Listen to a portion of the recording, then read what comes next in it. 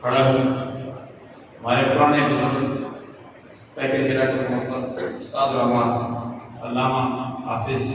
شیر محمد صاحب دامت برکاتہ اللہ علیہ اور جید علماء کرام کا یہ درب ہے، ایک گلدستہ خوشبو بکھیر رہا ہے۔ میرے پیارے دوست، تنظیمی دوست،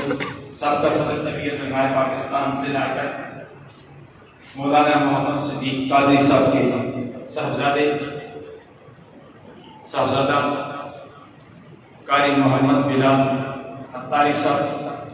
یہ تشریف رکھتے ہیں۔ اللہ کی بارگاہ میں دعا ہے کہ اللہ تبارک و تعالیٰ ہم سب کی حاضری اپنی بارگاہ عالیہ میں مقبول منظور فرمائے، اور تمام تنظیمات اہل سنت اپنے اپنے انداز میں دین مصطفیٰ صلی اللہ علیہ وسلم کی ترویج کے لیے کام کر رہی ہیں۔ اللہ سب کی ساری اپنی بارگاہ عالیہ میں مقبول منظور فرمائے۔ یہ سلسلہ چلا ہے اور چلتا رہے گا، یہ رکے گا نہیں۔